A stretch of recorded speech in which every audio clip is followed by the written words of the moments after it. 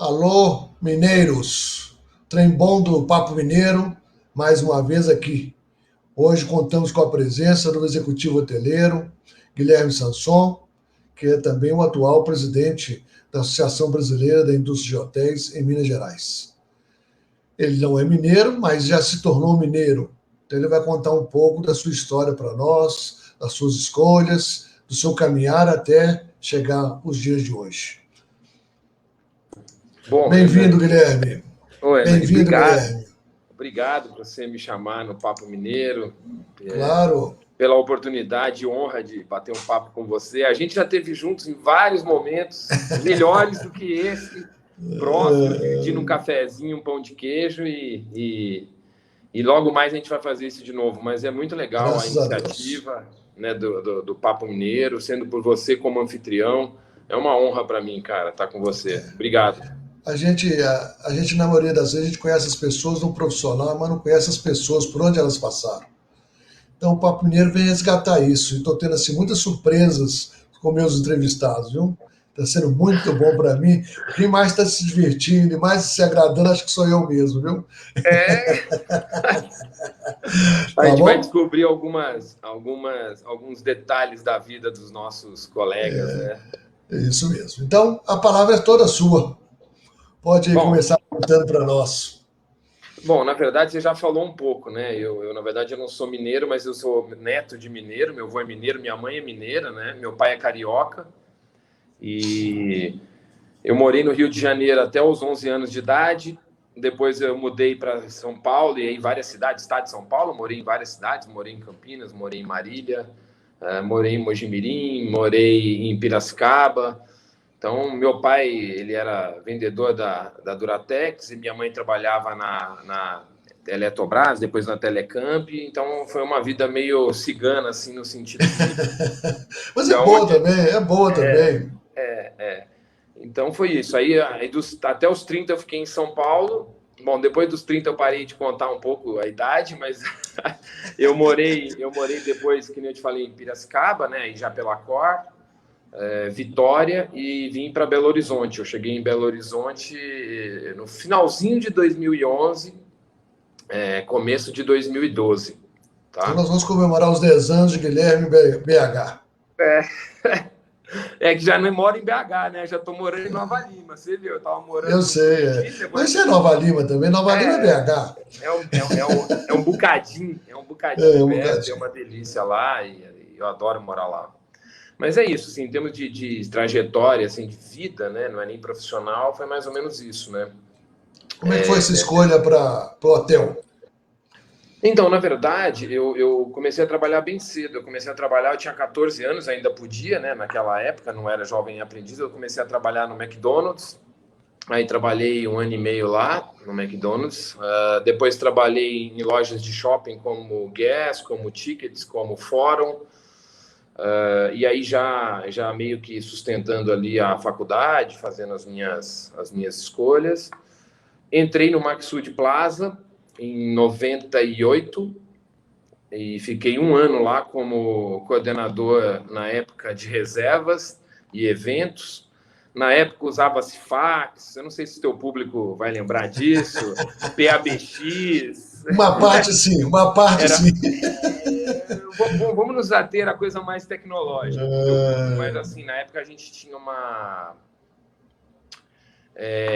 tinha toda uma necessidade de controle de documentos e manter esses documentos atualizados, até porque depois que você recebia determinados documentos por esses aparelhos, eles depois de um determinado tempo, eles sumiam. Então, você tinha que fazer uma transcrição desse documento para um documento mais robusto, né? Fazer uma cópia, uma fotocópia e manter isso assinado e correto. E no fluxo do hotel. Então, eram várias pastas por dia, por meses que a gente mantinha, porque era assim que o hotel, na época, trabalhava, né? E eu tive uma chefe lá, que chama-se Melissa Maliverne. Ela é uma pessoa, ela é uma estrangeira, mora no Brasil ainda, e ela era a coordenadora do Maxud Plaza, ela que recebia as grandes autoridades e as pessoas, os grandes as grandes autoridades que iam para o hotel, e a gente formou uma equipe. Eu trabalhei com ela durante esse um ano. Ela foi convidada para a Accor em 99, final de 99, 2000, para montar a central de reservas da Accor, que nos anos aí de 2000 estava iniciando, né, aquele projeto de call center, de banco de dados, de trazer ali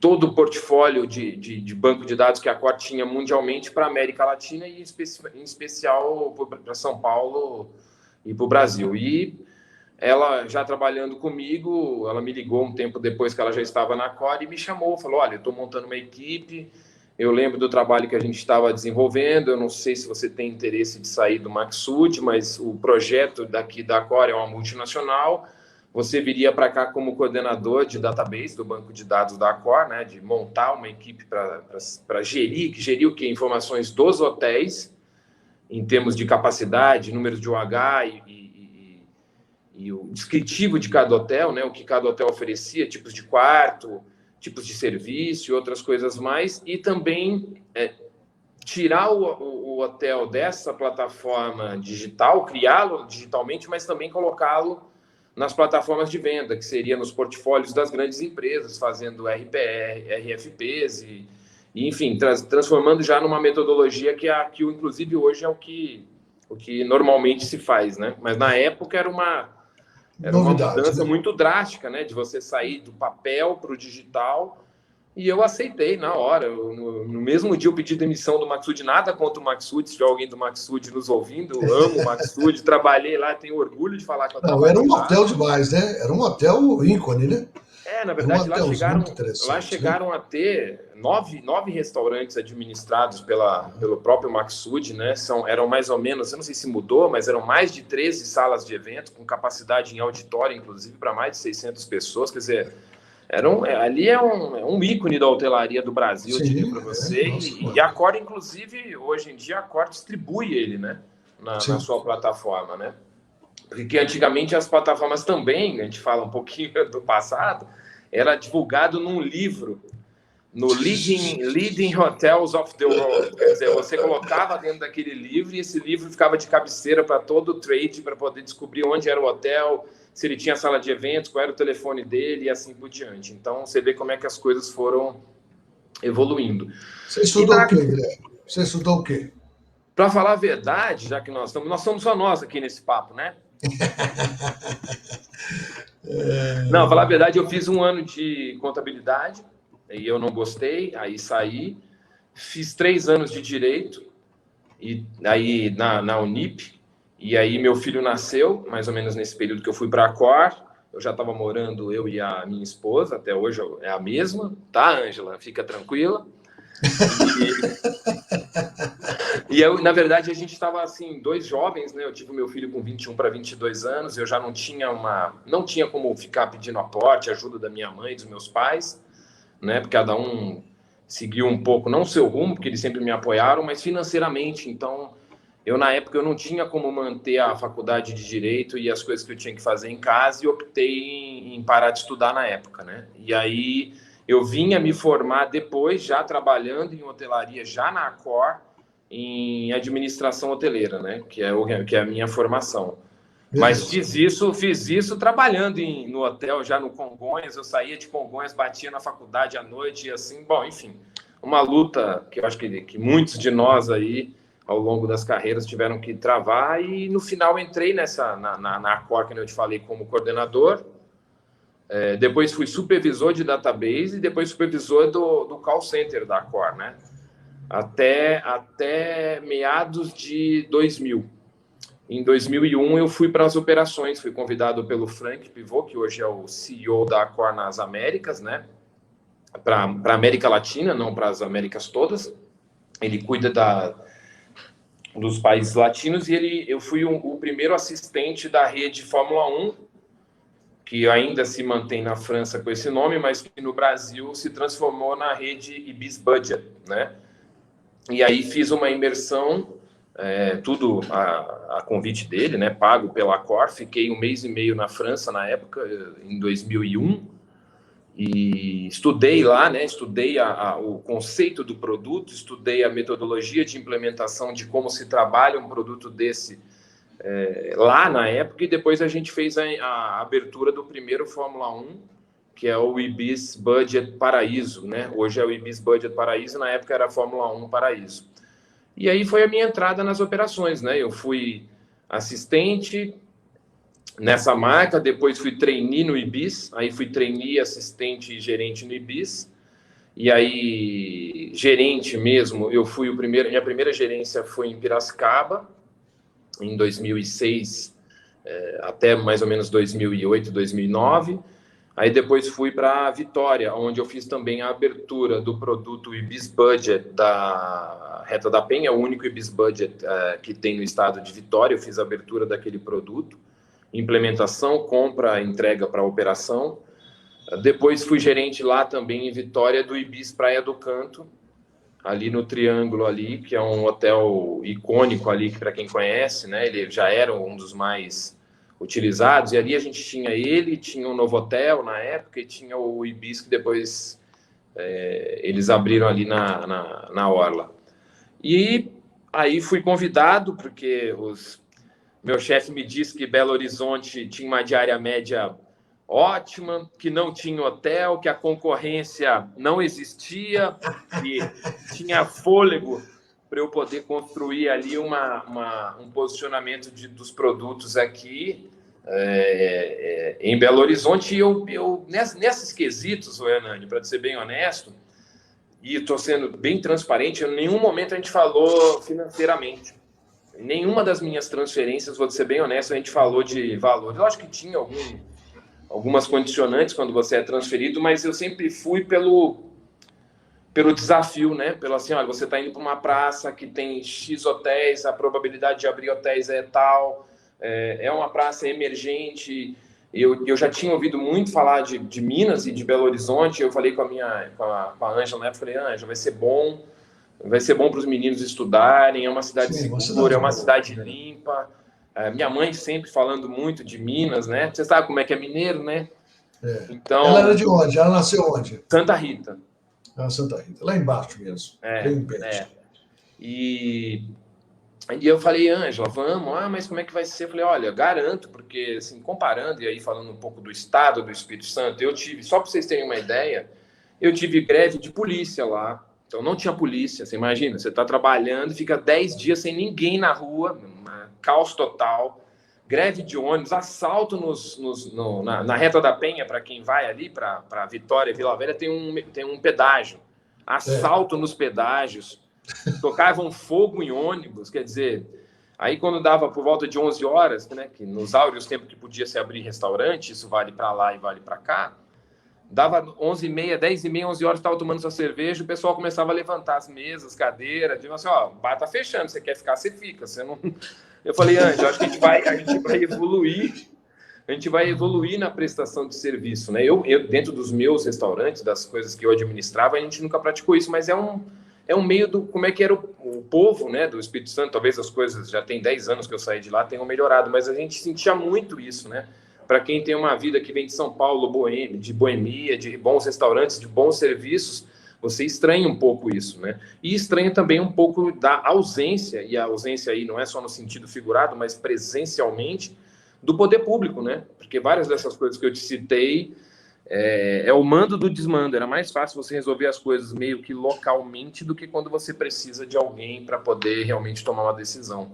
Então eu vim para cá e estou até hoje muito feliz, mas me venderam alguma coisa diferente, né? Porque eu cheguei aqui no Ibis Liberdade, uma diária média, não cai da cadeira não, a primeira diária média que eu assumi do Ibis Liberdade, na Praça da Liberdade aqui, você conhece, que é para mim, um dos hotéis mais bonitos, não só pela casa tombada, patrimônio histórico de Minas que tem ali. Você sabe que eu convivi naquela casa, né? O pessoal não é possível, você é muito jovem para isso. Né? Não, eu convivi naquela casa. Eu tinha um colega da faculdade que o pai dele morava ali, né? Então a gente ia às vezes para o sábado para a piscina, né? Ficava naquela casa ali, porque era um local central demais, né?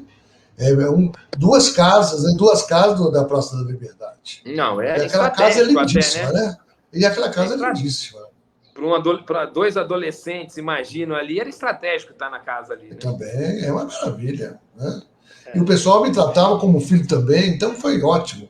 Tem boas recordações daquela casa. Né? Fez festa lá, como promoter na época? Também, É. também. Isso é Também. melhor para a sua live. Eu vou fazer uma live com você. Você Eu fui sabe que entrevistado. antes do seu hotel foi um buffet. É, eu Né? sei, Foi eu um sei. Tem uma buffet. Né? história, né? A casa tem uma história, Eu então. fiz muitos eventos lá. Eu que inaugurei a casa com área de eventos. Aquela Né? casa fala por si, né, Nani? É interessantíssimo, né? Então você chegou muito bem, você chegou num lugar de pé quente. Né? Cheguei e a diária média que eu acabei não falando para quem está nos ouvindo era de R$ 199 mais taxa sem café. Você acredita nisso? Você sabe que em 2012 Belo Horizonte batia 100% muitas vezes por ano, né? Muitas Sim, vezes. e aí imagina, o hotel chegou, naquele hotel, na minha mão, a 86% de ocupação. No ano, tá?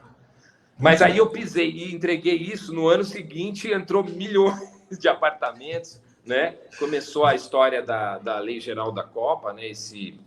Que eu entendo, eu acho que tudo no Brasil tem que ser bem dimensionado, e coisa que não é, né? Então, quando você não dimensiona, quando você não avalia e não faz o planejamento correto, acaba tendo esses viés que, no nosso caso, na hotelaria, é essa grande oferta, né?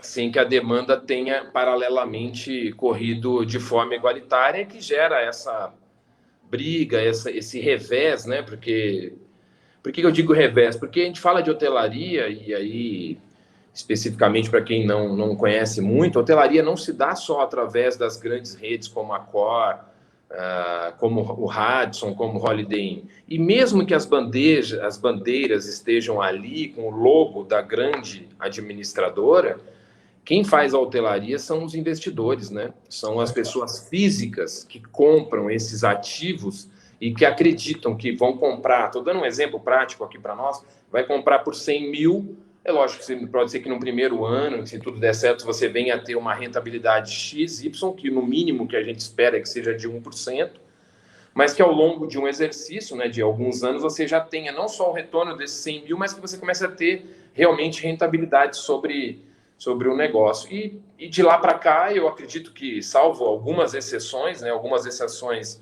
contratuais, algumas exceções pontuais de localização de alguns prédios aqui, porque realmente a cidade é grande, a forma de deslocamento, ela é uma cidade cosmopolita que é fácil de deslocar, mas as ladeiras são meio impeditivas, assim, é difícil, né? A pessoa que não está muito acostumada não vai ficar no Vila da Serra, precisando ficar lá, e vai ficar aqui no Savassi. Antigamente não tinha essas opções, né? Mas hoje você tem. Então, quem está querendo uma localização específica, hoje vai encontrar um hotel que melhor lhe atende ali, porque oferta de hotel a gente tem. Foi um erro de planejamento, né?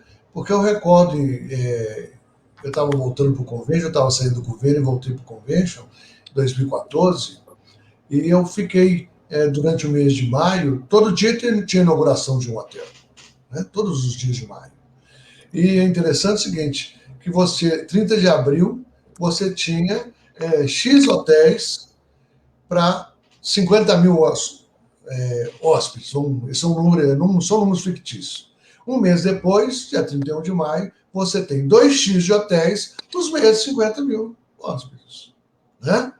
Então, tinha que acontecer alguma coisa com isso, que era só ter feito um planejamento, abria um X de 2013, um X de 2014, outro X de 2015, podia ter aberto todos, mas de uma forma escalonada, inteligente, não foi o que aconteceu. Mas, felizmente, também nós passamos bem por isso, porque eu recordo que em 2019 também isso já era uma superação, felizmente, para muitos dos hotéis, para muitas das redes hoteleiras. O Horizonte de 2019 já era uma outra realidade, né? O que você acha? E aí foi se dando, né, assim, a minha história aqui em Belo Horizonte, né, depois desse empreendimento, que é um empreendimento da Maio Paranasa, e da Accor, né, como administradora, eu fui administrar o hotel da Savassi, o Bibi Savassi, né, ali na Contorno. Inclusive, bati recorde de taxas de turismo, ganhei prêmios, né? Eu recordo. Né, que eu acho importante a gente citar isso, porque muitas das coisas... Nunca mais foi o mesmo, viu? Você saiu, nunca mais foi. O que eu ia te dizer, não é só da diária média, né? Um pouquinho, a gente não sei se a gente vai falar específico de hotelaria, mas assim, era uma condicionante. Eu acho que é importante que os nossos colegas, quem está nos ouvindo, falar de hotelaria do trade, que eles entendam como funciona, para que serve a taxa de turismo, aonde ela vai realmente gerar e o que ela vai capacitar e quem que ela vai... Na verdade, a taxa de turismo vai direto para o convention, né? Uma parte fica, uma parte...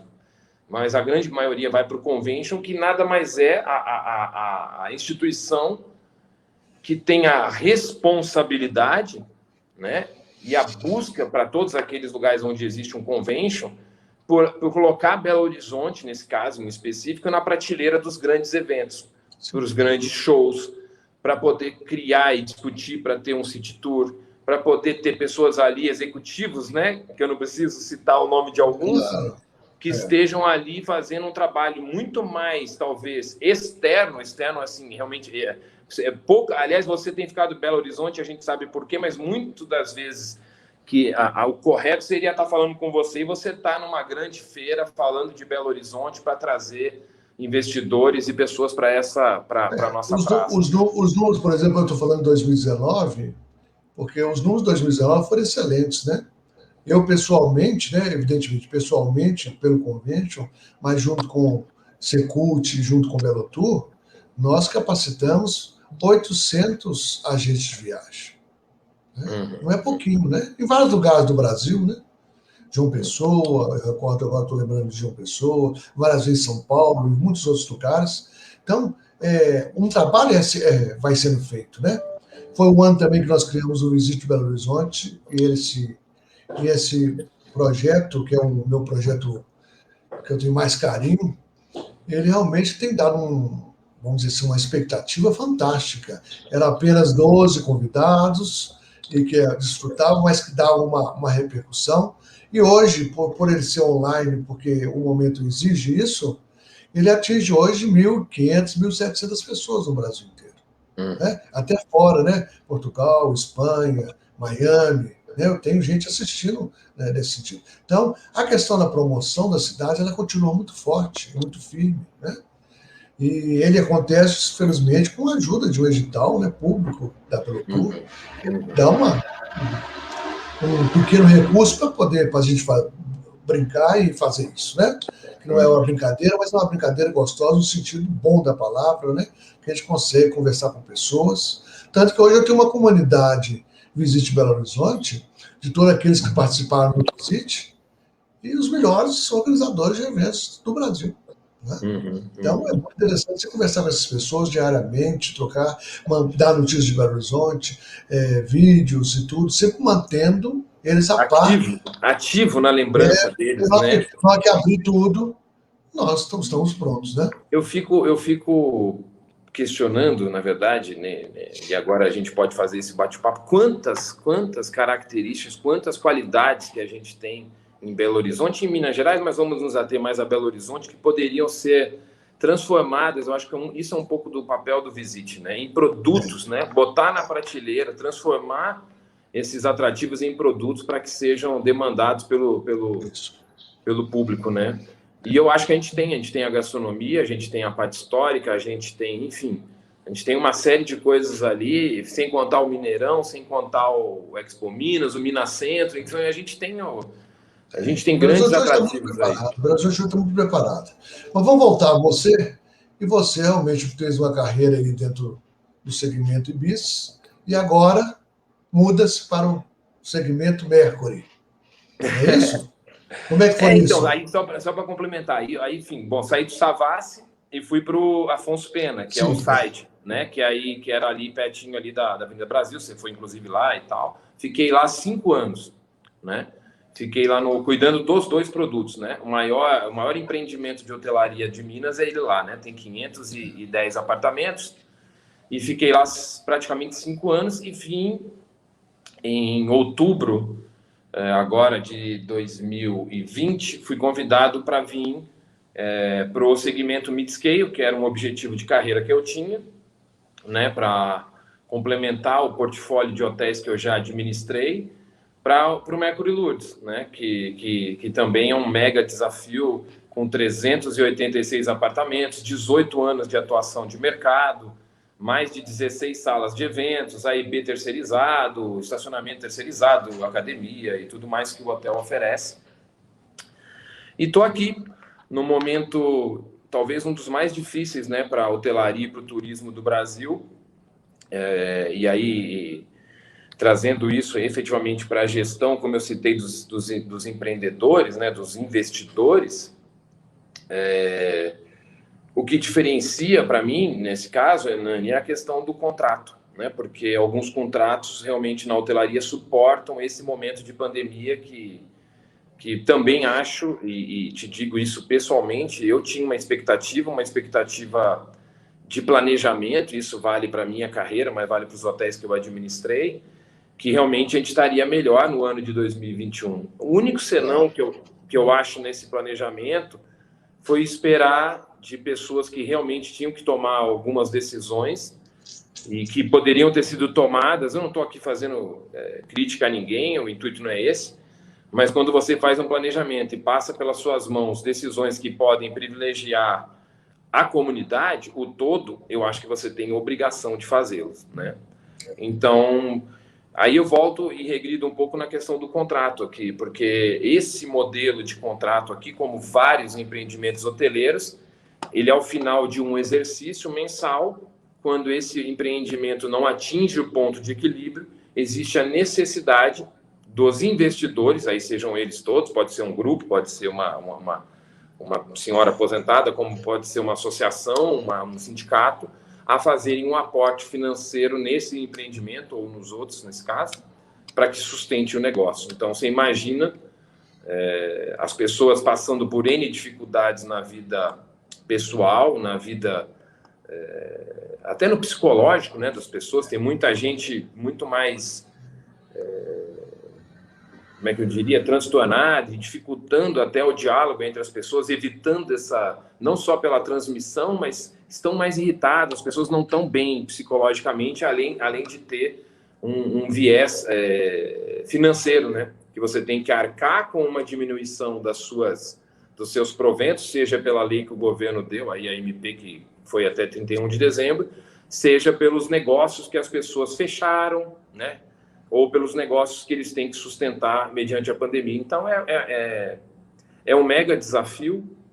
Estou aqui, que nem eu te falei, há 4 meses. Estou feliz, né? Porque eu pedi, né? Mais uma vez, falei, eu não negociei nada, eu não pedi nada. Eu vim para cá pelo desafio, eu vim para cá para realmente construir uma história, de entregar um resultado. É muito difícil eu falar isso, mas eu não tenho vergonha nenhuma de dizer, porque é nada mais que a verdade e entregar um trabalho. Mas esse trabalho ele vai se dar, se tudo correr como eu tenho feito e planejado, ao longo de um período. Esse período vai ter que ser, muito provavelmente, após a onda roxa, né? Que isso, como você bem sabe, nós somos muito mais receptivos, né? Do que... Então, a gente depende, né? A gente depende desses mercados aí, como o Rio, São Paulo e outros, para a gente poder ter uma demanda. E a questão da vacinação, que mesmo quando ela vier a ocorrer de uma forma satisfatória e que as pessoas se sintam um pouco mais, primeiro, seguras, mas que desafogue as questões de hospitais, vai mudar, né? Vai mudar porque o perfil das pessoas e do corporativo mudou também, né? Esse modelo que nós estamos fazendo hoje aqui, virtual, e que nos atendeu ao longo de 2020, eu nem lembro, eu nem sei, você deve ter um número aí, eu não sei. Quantas lives eu aí, não só como hoteleiro, como a Cor, mas como a BIH, fiz ao longo de 2020 para ajudar, para discutir, para orientar. Só eu fiz 68. Então, esse é o nosso panorama, assim, né? Assim, em termos de hotelaria, hotelaria e aqui da capital como um todo, tá? Eu falei em específico aqui do Mercury, mas vale essa analogia para, eu E diria eu, para eu falo, você... e eu falo que no turismo, né? O turismo, hotéis, os restaurantes, os agentes de viagem, né? Os próprios receptivos, eles têm toda a condição de estar preparados, né? Estão todos preparados para esse momento, com todos os protocolos, né? Então a gente fica na mão de uma pessoa que não sabe quando abrir e por que não abrir. E um transporte público, né? Toda vez que a gente vai na rua, a gente percebe o transporte público Cheio. cheio não, né? Não é cheio. É É. supermente lotado, as pessoas coladas umas nas outras, né? A qualquer hora. Então, por que não pode se trabalhar, né? Com os protocolos? Não permitir esse trabalho com os protocolos. Nós somos todo mundo da área de eventos, então, totalmente preparada com todos os protocolos, pode fazer todo qualquer evento que vai ter os protocolos, tem condições de manter os protocolos. Os hotéis, os restaurantes, o pessoal também de transporte. Então, e não pode, mas o transporte público pode, Pode, cheio, né? né? O transporte A público gente, a pode. gente, não, na verdade é assim, foi o que eu te falei. Eu acho que a gente sabe o que a gente não teve nesse período. Aí eu tenho uma restrição, uma mágoa. É assim, a gente tem vários contatos com várias pessoas, né, ou departamentos aí, não só a nível municipal como estadual, e a gente teve esse diálogo. Só que para tomar essas decisões e fazer esse tipo de abordagem de questionamento, a gente não teve. A gente Não se questiona e ouve. não é ouvido. A gente mostra dados, informações e protocolos que todos nós fizemos que já nos deixariam mais confortáveis. Protocolos esses, amigo, que vão permanecer mesmo com a Claro, imunização vamos, lógico que vão. acima de 70%, que eles dizem que será o balizador para isso realmente melhorar. Porque esse momento, que é isso que eu te falo quando eu olhei lá atrás e eu acho que eu errei no meu planejamento, eu estou planejando para mais um ano, 2022. Ah, Guilherme, você não acredita em Não tem 2021? dúvida, eu não tenho dúvida. Agora, eu tenho só uma certeza, que o setor que vai tomar a frente disso tudo, que vai fazer recuperar a economia, chama-se setor de turismo e eventos. Isso não tenho dúvida Sim, nenhuma. Então, nós sim. estamos preparados em Belo Horizonte. Você não sabe a quantidade diária de consultas que eu tenho, né? Para querer fazer evento aqui, como é que está, como é que eu tenho, se eu tenho uma previsão, né? Porque a gente não pode ter previsão sobre as falas dos outros, né? Porque a gente não sabe. Eu tenho a minha previsão, mas não sempre. Quando isso tudo começou, para mim, eram uns 4 meses, nós já estamos um ano, né? Já, É já. difícil, né? Guilherme, nós já estamos terminando o nosso tempo. Queria agora que você deixasse uma mensagem para todo mundo que está nos ouvindo, uma mensagem motivadora. Foi muito bom te conhecer mais um pouquinho. Pô, eu, mais uma vez, te digo, estou muito honrado. Obrigado, né? Eu sei que você tem várias pessoas que você chamou no bate-papo, né?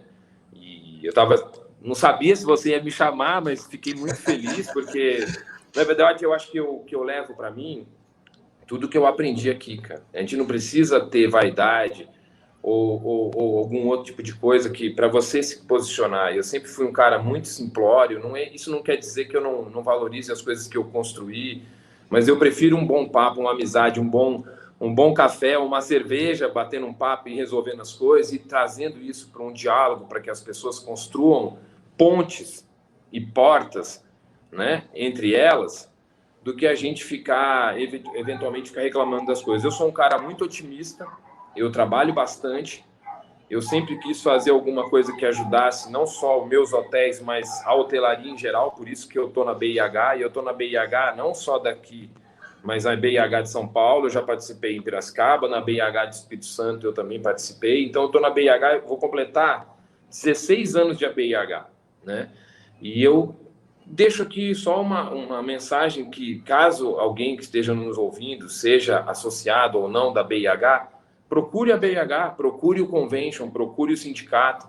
Eu acho que a participação das pessoas hoje não é só pela parte monetária, que eu sei que é importante para todos nós em termos associativos, mas é importante a gente estar junto, é importante a gente ter o diálogo, é importante a gente construir para sair melhor disso. E aí o que eu puder ajudar, tenho tentado aí a busca pela vacinação para a hotelaria e para o turismo em geral, tenho buscado a atualização de protocolo e oferecido para toda a hotelaria de Minas. Quer dizer, eu acho que isso sim, estou dando só um exemplo de algumas coisas, que vai ajudar todos esses empreendimentos que estão aí sofrendo nesse período, sofrendo por tudo isso que a gente falou no nosso bate-papo, a estarem melhores daqui 1 ano, 2, e aí eu vou me sentir, como você já me falou em outro momento, sabe aquele sentido de dever cumprido?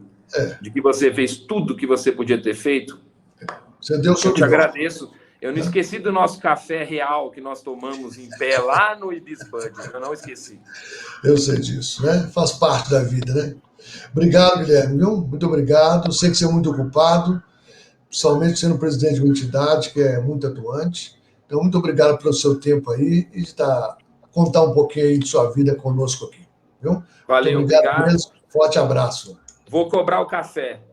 Claro. Então, depois nós vamos tomar o café com pão de queijo, com certeza. Valeu. Saúde, Hernani. Um abraço. Igualmente. Até logo. Então, tivemos hoje, então, no Papo Mineiro, o executivo hoteleiro Guilherme Sanson, que também está lá na presidência da BH Minas Gerais, mas tem uma experiência vasta, uma experiência ampla, e isso que é importante a gente conhecer as pessoas que mexem com pessoas, que mexem com desafios e que tem muitas escolhas e sabe escolher. Vamos e aguardo vocês até o próximo Papo Mineiro. Grande abraço.